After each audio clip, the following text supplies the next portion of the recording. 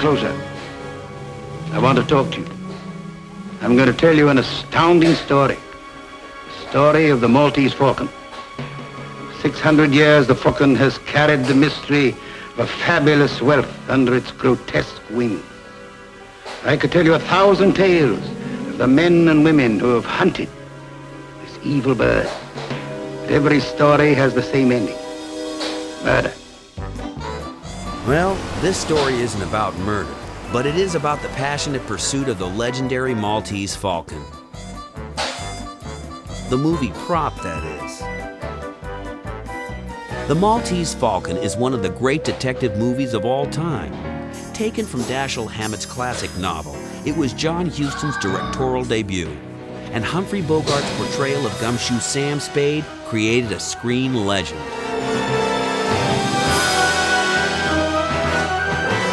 In the movie, everyone is looking for a statue of a golden falcon encrusted with jewels. It turns out to be a fake made of lead. The falcon prop disappeared from Warner Brothers after the movie was made. As could only happen in Hollywood, it replaced the fabled bird as a much sought-after treasure. And just like the movie, many have tried to pass off fake falcons as the real thing. Until Dr. Gary Milan, that is. His authentic black bird, as it's affectionately known, is on loan to a museum back at its birthplace, Warner Brothers Studio in Burbank, California.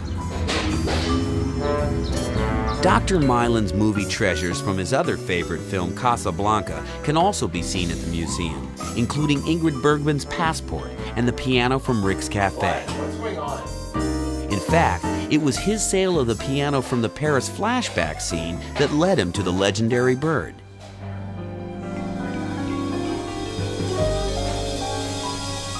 The Maltese Falcon was a serendipitous find, a wonderful treasure that when I purchased it I wasn't even positive was the Maltese Falcon.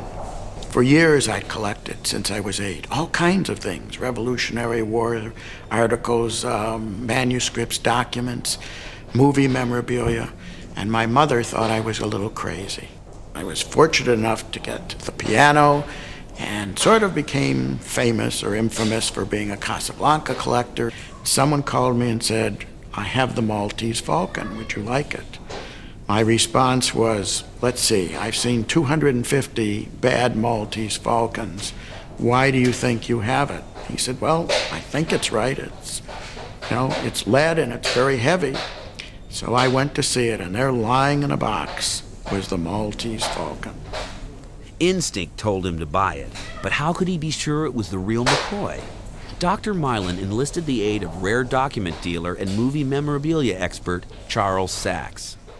The process, of course, of authenticating it was a matter of going through the literature at Warner Brothers, going through the archive, and finding the inter-office communications that might mention the making of the bird itself or the creation of the prop. And we found a few things that gave us a trail to follow. One way to verify Dr. Milan's falcon was by its weight, almost 50 pounds. Huston was a stickler for accuracy, and he called for a lead bird of significant weight, just as Dashiell Hammett describes the bird in the novel, as weighing, as being very heavy. You can see Bogart actually grimace and start down the stairs very gingerly and sort of tuck the bird to his chest and lean back slightly, and you know that he's carrying something very heavy. One of the office communications said was that during one of the rehearsals, the falcon, which weighs 47 pounds because it's made of lead, was dropped and almost broke Humphrey Bogart's toe. We took photographs off of the actual film, and there's a bent tail feather on one side of the bird that compares exactly, along with other little notches, to the photographs, and we knew that we had the real Maltese Falcon, the one seen on the film. We even know that one of the prop men that was involved has been interviewed by the Warner Brothers Museum, and they said there were 2 of the Maltese Falcons. They used to use them as lead weights, like barbells, when they were doing the film. So we know there's only 2 authentic Maltese Falcons. 2 falcons? For years, Dr. Milan's falcon was the only one known to exist. Then a second falcon surfaced to be auctioned off at Christie's in New York City. One day here at Christie's, I received a phone call from Mrs. William Conrad, the widow of the actor William Conrad. And she said that she had some things of her husband's which she might like us to look at and appraise and perhaps sell, scripts, some photographs, letters, etc. And almost as an afterthought, she said to me, "Oh, and we have this lead bird which has been sitting on the shelf in the television room for the last, 30 years, etc. Maybe you could take a look at that for me." And I knew that Mr. Conrad was a director on the Warner Brothers lot in the early 60s.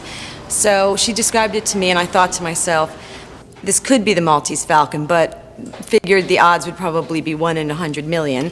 The piece was sent to me in New York, and when the crate was opened, I actually went to the shipping department and stood there when they pulled the Falcon out.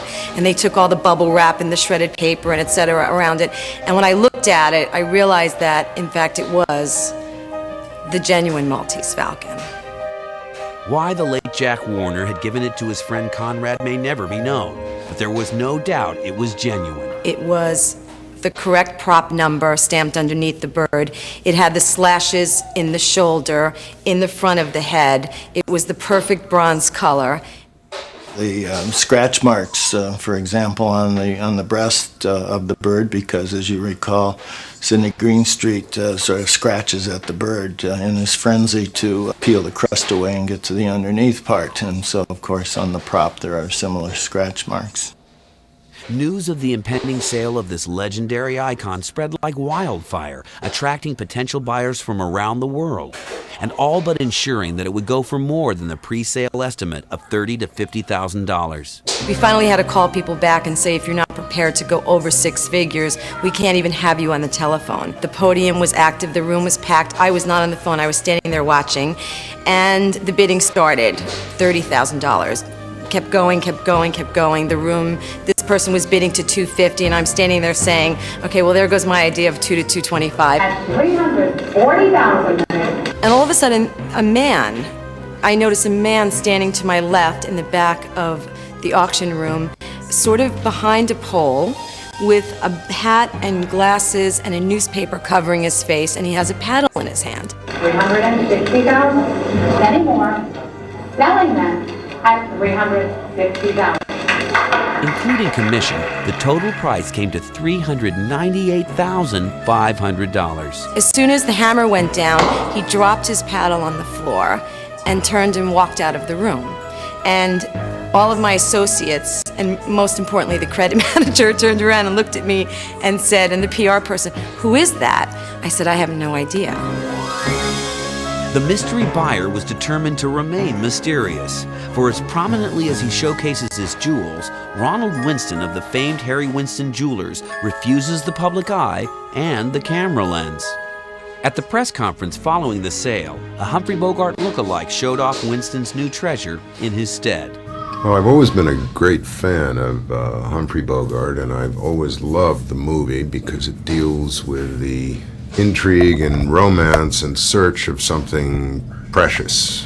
And in fact, that's what I do every day in my daily life, is to try and find precious things, usually stones. A year after paying almost $400,000 for the Falcon, Winston stated he sold the bird for a substantial profit. He refused to confirm or deny the price tag, nor disclose the buyer's name. The rumors quickly flew. Several months ago, I heard that it had been sold for $1 million in Europe. Once more, the bird was cloaked in mystery, and the treasure quotient heightened when Winston announced plans to create his own version of the mythical Falcon.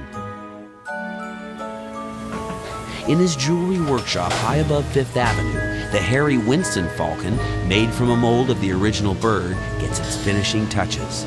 Clothed in 4.5 pounds of 18-karat gold, it sees the world through Burmese ruby eyes. I wanted to bring the legend alive and finish the story that was never finished in the movie. The bird has an almost 43-karat diamond and a selling price of $8.5 million. But it is still not the stuff dreams are made of, as Sam Spade said. In Dr. Milan's eyes, that makes his lead bird worth much more. Would I ever consider selling the Maltese Falcon?